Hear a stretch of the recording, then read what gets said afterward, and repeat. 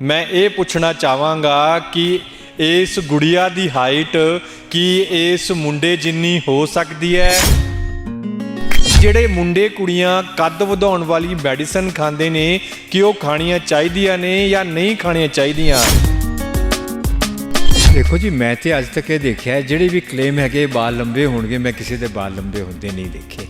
ਜਿਹੜੀ modern medicine हैगी है उन्होंने मेरे को कई केसिस ऐसे आए ने जिहड़े बच्चों की जिंदगी बर्बाद हो गई। पर ਅਜਿਹੇ ਇਸ਼ਤਿਹਾਰ ਅੱਜ ਕੱਲ੍ਹ ਮਾਰਕੀਟ ਦੇ ਵਿੱਚ ਬਹੁਤ ਜ਼ਿਆਦਾ ਚੱਲ ਰਹੇ ਨੇ ਜਿਹਦੇ ਵਿੱਚ ਦਾਅਵਾ ਕੀਤਾ ਜਾਂਦਾ ਹੈ ਕਿ ਜਿਹੜੀ ਤੁਹਾਡੀ ਹਾਈਟ ਹੈ ਉਹ ਵੱਧ ਸਕਦੀ ਹੈ। मैं 2 दवाइयां का इस्तेमाल करके देखा जिस मेरी अपनी बेटी का कद वधिया तो कई का होरां दा सारिਆਂ ਦਾ नहीं वधिया। वो दवाई असी दिती ਉਹਦੇ ਨਾਲ मेरी बेटी का कद एकदम वध गया। तो मतलब इन्ना वधिया कि मेरे ख्याल 8-9 इंच वध गया होना है। 8-9 इंच कद ਉਹਦਾ वधिया। ਕਿੰਨਾ ਜੀ? मेरी बेटी का 8-9 इंच कद वधिया है। ਤੁਸੀਂ ਅੱਜ ਦੇਖਿਆ ਨਹੀਂ ਹੋ? 8-9 ਇੰਚ ਜੀ। आपकी कितनी हाइट है? 5 फुट 1 इंच। उम्र कितनी है? 18 साल। 18 साल। ਤੇ ਫਿਰ ਇਹਦਾ ਕੱਦ ਕਿੰਨਾ ਵੱਧ ਸਕਦੇ? ऐसा करने ਆਪਾਂ फारूकी जी, ਇਹਦਾ ਇਲਾਜ मैं शुरू कर देना। ਠੀਕ ਹੈ। ਤੇ ਆਪਾਂ 1 ਸਾਲ ਬਾਅਦ ਦੇਖਦੇ ਹਾਂ ਕੀ ਹੋਇਆ। ਰਿਸਰਚ ਇਹ ਕਹਿੰਦੀ ਹੈ ਮਾਂ ਤੇ ਪਿਓ ਜੇ ਸਟ੍ਰੈਸ 'ਚ ਨਾ ਹੋਣ ਤੇ ਉਹਨਾਂ ਦੇ ਬੱਚੇ ਜਿਹੜੇ ਹੋਣਗੇ ਉਹ 6 ਫੁੱਟ ਪੌਣੇ 6 ਫੁੱਟ ਦੇ ਹੋਣਗੇ, ਮਾਂ-ਬਾਪ 'ਚ 5-4 ਫੁੱਟ ਦੇ ਹੋਣ। ਕੁੜੀ ਦਾ ਮੈਂ ਚੈਲੰਜ ਇਸ ਲਈ ਲੈ ਲਿਆ, ਉਹ 18 ਸਾਲ ਦੀ ਹੈ। ਅੱਛਾ। ਮੈਂ ਕਿਹਾ 1 ਸਾਲ ਕਰ ਲੈਣੇ ਟਰਾਈ। ਅੱਛਾ ਜੀ, ਤੁਹਾਡਾ ਕਹਿਣ ਦਾ ਮਤਲਬ ਇਹ ਹੈ ਵੀ ਕੁਦਰਤ ਨੇ ਜਿਹੜੀ ਸਾਨੂੰ ਹਾਈਟ ਦਿੱਤੀ ਹੈ ਉਹ ਐਵਰੇਜ 6 ਫੁੱਟ ਦਿੱਤੀ ਹੈ। 6 ਫੁੱਟ ਐਵਰੇਜ ਹੈਗੀ ਹੈ। ਤੇ ਜੇ ਸਾਨੂੰ ਸਟ੍ਰੈਸ ਨਾ ਹੋਏ, ਡਾਈਟ ਠੀਕ ਹੋਏ ਮਾਂ-ਬਾਪ। ਅੱਜ ਕੱਲ੍ਹ ਦੇ ਬੱਚਿਆਂ 'ਚ ਕੈਲਸ਼ੀਅਮ ਦੀ ਡਿਫੀਸ਼ੀਐਂਸੀ ਹੈ। ਕੱਦ ਤੇ ਕੈਲਸ਼ੀਅਮ ਨਾਲ ਵਧਣਾ ਹੈ ਜੀ। ਜਿਹੜੇ ਚੀਨੀ ਖਾਂਦੇ ਹੈ, ਰਿਫਾਈਨਡ ਸ਼ੂਗਰ, ਉਹਦੇ ਨਾਲ ਕੈਲਸ਼ੀਅਮ ਪੂਰਾ ਡਿਸਟਰੋਏ ਹੋ ਜਾਂਦਾ ਹੈ। ਚੀਨੀ ਖਾਓਗੇ ਤਾਂ ਕੈਲਸ਼ੀਅਮ ਰਹਿਣਾ ਨਹੀਂ, ਕੱਦ ਕਿੱਥੋਂ ਵਧੇਗਾ? ਦੇਸੀ ਕੈਲਸ਼ੀਅਮ ਕਿਹੜਾ ਹੁੰਦਾ ਜੀ? ਸਾਨੂੰ ਤਾਂ ਅੱਜ ਕੱਲ੍ਹ ਜਾਂ ਤਾਂ ਟੈਬਲੇਟ ਫਾਰਮ ਦੇ ਵਿੱਚ ਹੈ ਜਿਹੜੀ ਖਾ ਕੇ ਪਤਲੀ ਹੋ ਜਾਂਦੀ ਹੈ, ਜਾਂ ਫਿਰ ਲਿਕੁਇਡ ਫਾਰਮ ਦੇ ਵਿੱਚ ਅੱਜ ਕੱਲ੍ਹ ਬੱਚਿਆਂ ਨੂੰ ਦੇ ਰਹੇ ਨੇ। ਉਹ ਕੈਲਸ਼ੀਅਮ ਸਾਰੇ ਦਾ ਸਾਰਾ 86% ਆਰਟਰੀ ਬਲੋਕੇਜ ਕਰਦਾ ਹੈ। ਤੁਸੀਂ ਚੂਨਾ ਲੈ ਕੇ ਪਨਵਾੜੀ ਦਾ ਉਹ ਖਾ ਲਓ ਨਾ, ਇੱਕ ਗੇਹੂੰ ਦੇ ਦਾਣੇ ਦੇ ਬਰਾਬਰ ਰੋਜ਼ ਪਾਣੀ 'ਚ ਲੈ ਲਓ, ਦਾਲ 'ਚ, ਸਬਜ਼ੀ 'ਚ, ਫਰੂਟ 'ਚ, ਜਿੱਦਾਂ ਮਰਜ਼ੀ ਲੈ ਲਓ।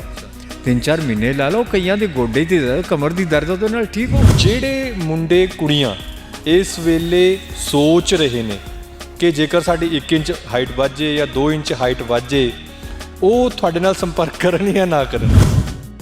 ਐਕਸਰਸਾਈਜ਼ ਕੱਦ ਵਧਾਉਣ ਵਾਲੀ, ਕੱਦ ਵਧਾਉਣ ਵਾਲੀ ਚੱਕਰ ਆਸਨ ਹੈ। ਥਾਇਰਾਇਡ ਤੇ ਅਸਰ ਪਾਓ ਤੇ ਇਹਨਾਂ ਨੂੰ ਬੁਲਾਓ ਨਾ, ਇਹਨਾਂ ਤੋਂ ਪੁੱਛੋ, ਮੇਰੇ ਤੋਂ ਜ਼ਿਆਦਾ ਅੱਛਾ ਦੱਸਣਗੇ।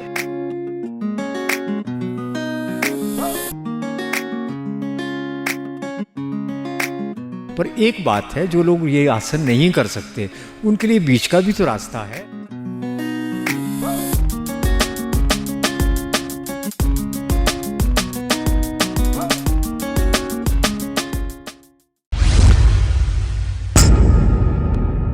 ਸਲਾਮ, ਨਮਸਤੇ, ਸਤਿ ਸ਼੍ਰੀ ਅਕਾਲ। ਹਕੀਕਤ ਟੀਵੀ ਪੰਜਾਬੀ ਦੇਖ ਰਹੇ ਹੋ ਤੁਸੀਂ। ਤੁਹਾਡੇ ਨਾਲ ਮੈਂ ਹਾਂ ਕਾਸਿਫ ਫਾਰੂਕੀ।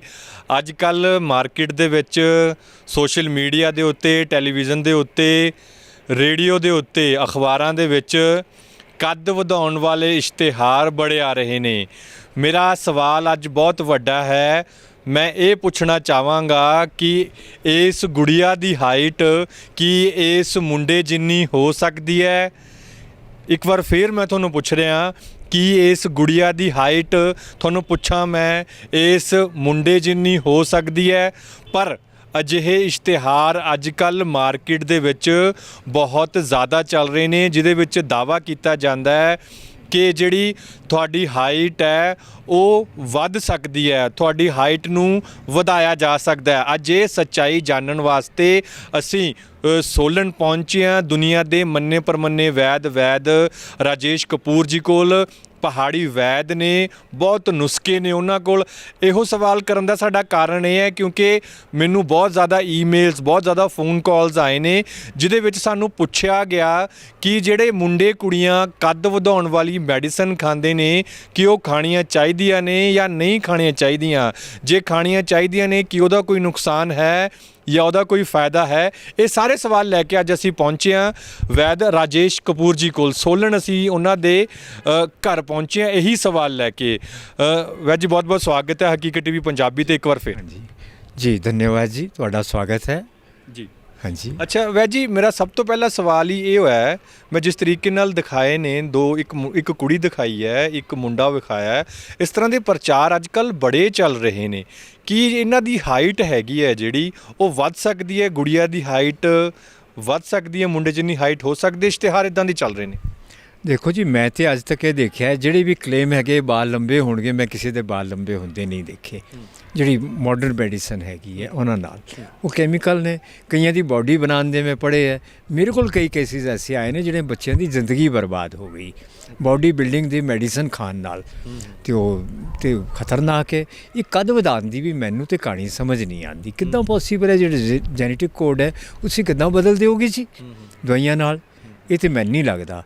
ਅਤੇ ਮੇਰੇ ਕੋਲ ਇੱਕ ਵੀ ਕੇਸ ਐਸਾ ਨਹੀਂ ਹੈਗਾ ਜਿਹੜਾ ਇਹ ਕਹੇ ਕਿ ਮੈਂ ਕਦ ਵਧਾਉਣ ਦੀ ਦਵਾਈ ਖਾਧੀ ਸੀ ਅਤੇ ਮੈਂ ਬਿਮਾਰ ਪੈ ਗਿਆ ਜਾਂ ਮੈਨੂੰ ਕੋਈ ਤਕਲੀਫ ਹੋ ਗਈ।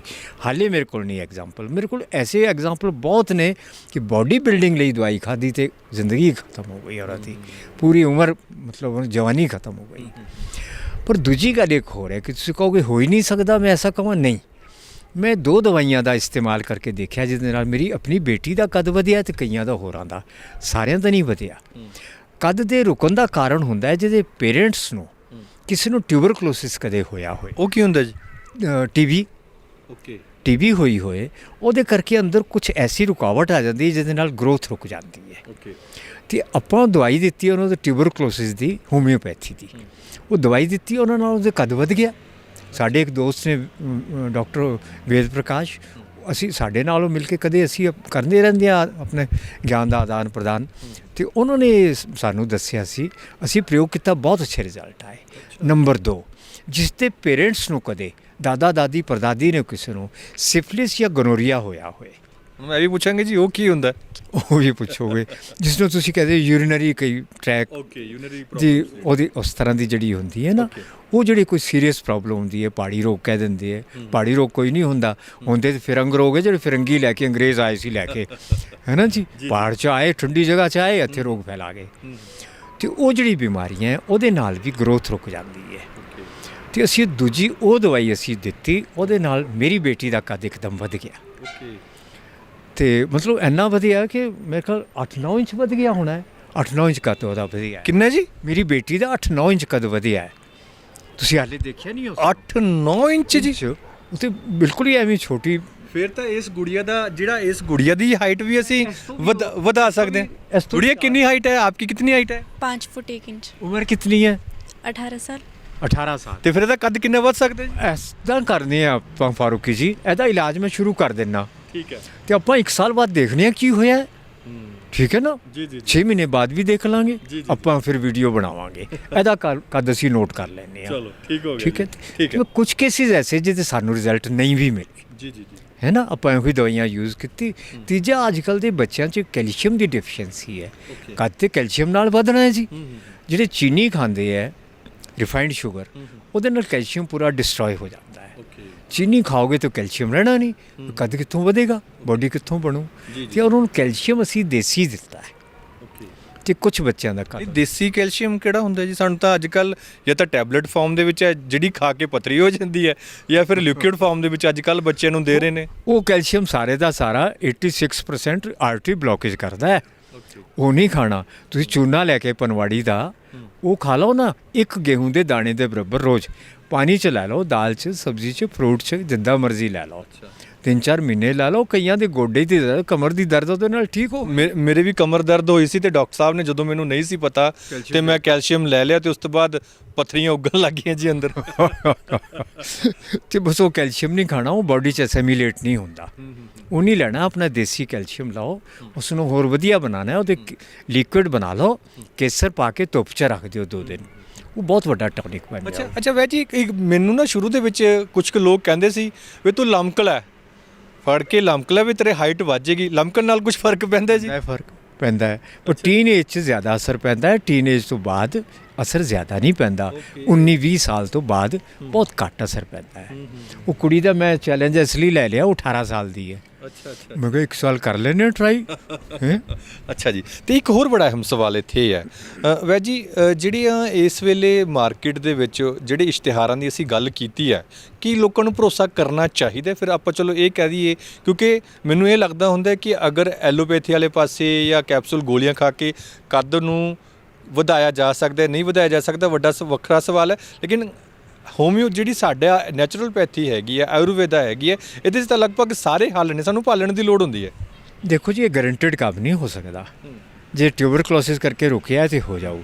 ਉਹਦੇ ਨਾਲ ਫਿਰ ਉਹ ਜੋ ਕਰਾਉਂਦੇ ਨਾ ਆਸਨ, ਕੁਝ ਆਸਨ ਐਸੇ ਨੇ ਜਿੱਦਾਂ ਦੀ ਹਾਰਮੋਨਲ ਜਿਹੜਾ ਉਹ ਸੈਕ੍ਰੇਸ਼ਨ ਵੱਧਦੀ ਹੈ, ਜਾਂ ਥਾਇਰਾਇਡ ਦਾ ਜਿਹੜਾ ਹੈ ਉਹ ਆਸਨ ਕਰਾਉਣਗੇ, ਚੱਕਰ ਆਸਨ ਕਰਾਉਣਗੇ, ਤਾੜ ਆਸਨ ਕਰਾਉਣਗੇ, ਉਹਦੇ ਨਾਲ ਕੱਦ ਵੱਧ ਸਕਦਾ ਹੈ। ਪਰ ਤੁਸੀਂ ਇਹ ਕਹੋ ਕਿ ਗਰੰਟਡ, ਇਹ ਨਹੀਂ ਕਹਿ ਸਕਦੇ ਅਸੀਂ, ਨਾ ਕਹਿ ਸਕਦੇ। ਜੀ ਜੀ ਜੀ। ਅੱਛਾ, ਤੇ ਫਿਰ ਕੁਝ ਇੱਕ ਗੱਲ ਬੜੀ ਕੀਮਤੀ ਗੱਲ ਹੋਰ ਦੱਸਣਾ ਜੀ। ਰਿਸਰਚ ਇਹ ਕਹਿੰਦੀ ਹੈ ਮਾਂ ਤੇ ਪਿਓ ਜੇ ਸਟ੍ਰੈਸ 'ਚ ਨਾ ਹੋਣ ਤੇ ਉਹਨਾਂ ਦੇ ਬੱਚੇ ਜਿਹੜੇ ਹੋਣਗੇ ਉਹ 6 ਫੁੱਟ ਪੌਣੇ 6 ਫੁੱਟ ਦੇ ਹੋਣਗੇ, ਮਾਂ-ਬਾਪ 'ਚ 4 ਫੁੱਟ ਦੇ ਹੋਣ। ਇਹ ਰਿਸਰਚ ਕਹਿੰਦੀ ਹੈ। ਕਮਾਲ ਦੀ ਗੱਲ ਹੈ। ਸਾਡੀ ਪ੍ਰੋਗਰਾਮਿੰਗ ਹੈਗੀ ਉਹ 6 ਫੁੱਟ ਲਈ ਹੈਗੀ ਹੈ।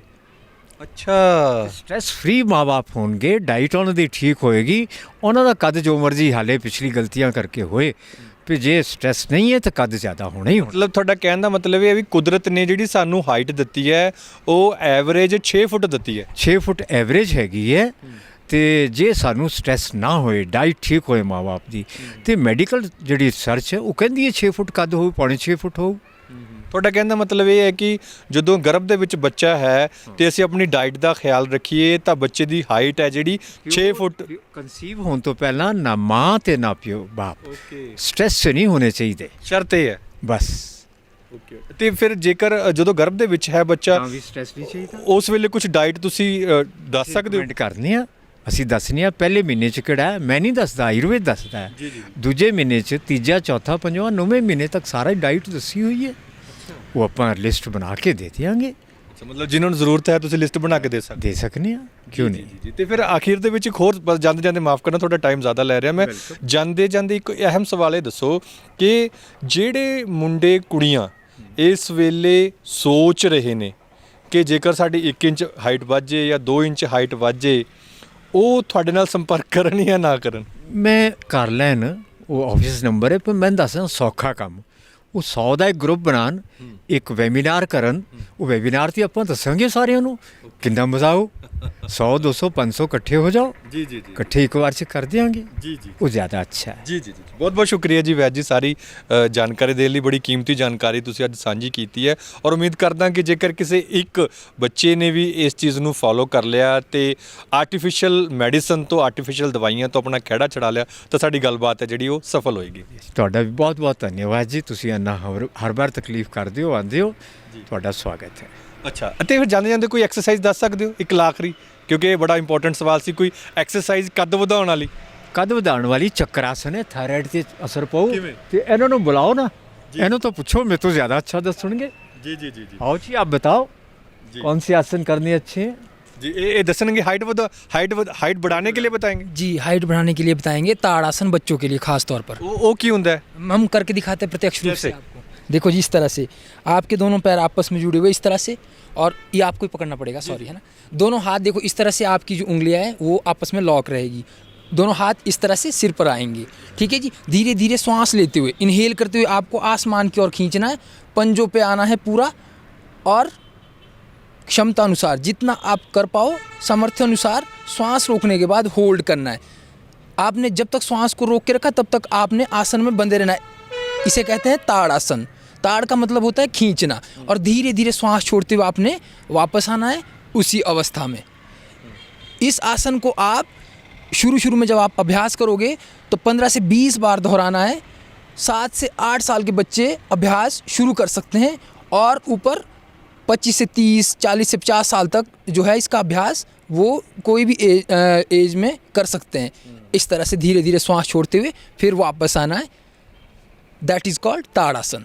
फर्क पड़ेगा इससे? जी, ये आपकी स्पाइन को खींचता है, रीढ़ की हड्डी को खींचता है। हाइट बढ़ना ना बढ़ना रीढ़ की हड्डी से लिंक करता है ये बात, ठीक है जी। तो अगर आपको हाइट बढ़ाना है, ताड़ासन मुख्य रूप से किया जा सकता है बच्चों के लिए खास तौर पर। और इसके अलावा चक्रासन है, चक्रासन भी आपको करके दिखा सकते हैं। ओके, चक्रासन आपको प्रत्यक्ष रूप से करके दिखाते हैं आनंद। हाँ ਸੋ ਇਹ ਤਸਵੀਰਾਂ ਨੇ ਜਿਹੜੀਆਂ ਅਸੀਂ ਤੁਹਾਨੂੰ ਦਿਖਾ ਰਹੇ ਹਾਂ, ਜਿਹੜੇ ਮੁੰਡੇ ਕੁੜੀਆਂ ਗੋਲੀਆਂ ਕੈਪਸੂਲਾਂ ਦੇ ਚੱਕਰਾਂ 'ਚ ਪਏ ਹੋਏ ਨੇ, ਉਹਨਾਂ ਨੂੰ ਚੱਕਰਾਂ 'ਚ ਪੈਣ ਦੀ ਜ਼ਰੂਰਤ ਨਹੀਂ ਹੈ। ਗੁਰੂ ਜੀ ਨੇ ਕਹਿਤਾ ਵੀ ਕਿਸੇ ਗੋਲੀ ਕਿਸੇ ਕੈਪਸੂਲ ਦੀ ਜ਼ਰੂਰਤ ਨਹੀਂ ਹੈ, ਤਾੜ ਆਸਨ ਕਰ ਲਓ ਤੇ ਤੁਹਾਡੀ ਹਾਈਟ ਹੈ ਜਿਹੜੀ ਉਹ ਵੱਧ ਸਕਦੀ ਹੈ। ਨਾਲ ਚੱਕਰਾਸਨ ਜੋੜ ਦਿਓ ਜੀ ਜੀ, ਹੈ ਨਾ, ਤੇ ਡਾਈਟ ਠੀਕ ਕਰ ਲਓ। ਬੋਡੀ 'ਚ ਕੈਲਸ਼ੀਅਮ ਮੁਕਾਉਣ ਵਾਲੀ ਚੀਨੀ ਖਾਓਗੇ ਫਿਰ ਤੇ ਗੱਲ ਨਹੀਂ ਬਣਨੀ। ਜੀ ਜੀ ਜੀ, ਹਾਂਜੀ, ਤੇ ਟਿਊਬਰਕਲੋਸਿਸ ਦਾ ਤੇ ਸਿਫਿਲਿਸ ਗਨੋਰੀਆ ਦਾ ਕੋਈ ਸਰੀਰ 'ਚ ਅਸਰ ਹੋਏਗਾ ਤੇ ਕਿਸੇ ਹੋਮਿਓਪੈਥ ਤੋਂ ਦਵਾਈ ਲੈ ਲਓ। ਜੀ ਜੀ ਜੀ। ਸੋ ਜਿਹੜਾ ਅਗਲਾ ਆਸਨ ਹੈਗਾ, ਗੁੜੀਆ ਸਾਨੂੰ ਕਰਕੇ ਦਿਖਾ ਰਹੀ ਹੈ। ਦੇਖੋ ਇਹ ਕਿਸ ਤਰ੍ਹਾਂ ਚੱਕਰ ਆਸਨ ਹੈਗਾ, ਕਿਵੇਂ ਕਰਨਾ ਹੈ? ये चक्रासन है जी, क्योंकि इसका आकार चक्र की तरह है इसीलिए इसको नाम चक्रासन दिया गया। अब आपको करके दिखाएंगे। जी। इसमें धीरे धीरे सांस लेते हुए आपको इस तरह से बॉडी को फोल्ड करना है, मोड़ना है। अब आप देखेंगे कि इसमें जो शेप है बॉडी की वो चक्र की तरह बन गई है, ठीक है जी, इसीलिए इसका नाम है चक्रासन। अब इसमें भी वो सेम चीज़ स्पाइन खींचती है। अब स्पाइन खींचेगी तो आपकी हाइट बढ़ेगी, रीढ़ की हड्डी पे तनाव आएगा तो आपकी हाइट बढ़ेगी, ठीक है जी। बाकी बेहतर तरीके से गुरुजी आपको बता सकते हैं। जी जी, बहुत बहुत शुक्रिया। क्या नाम है आपका? हैप्पी वर्मा। जी जी, हैप्पी जी, बहुत बहुत शुक्रिया। जी जी। इस आसन में पूरा असर थायराइड पर भी आया, तो जो थायराइड के हार्मोन सेक्रेशन है उसका भी ग्रोथ के ऊपर बहुत असर पड़ता है, वो भी हेल्दी होगा। और ये आसन करने वाले को कभी थायराइडिज्म तो हो ही नहीं सकता, हाइपर थायराइड होगा नहीं। पर एक बात है, जो लोग ये आसन नहीं कर सकते उनके लिए बीच का भी तो रास्ता है।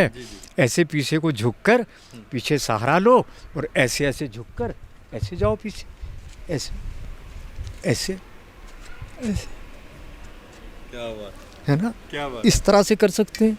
जी जी जी, दीवार के साथ कर लो, बस यहाँ खिंचाव आना चाहिए। जी जी जो पूरा नहीं झुक सकते वो ये कर लो। ਜੀ ਜੀ।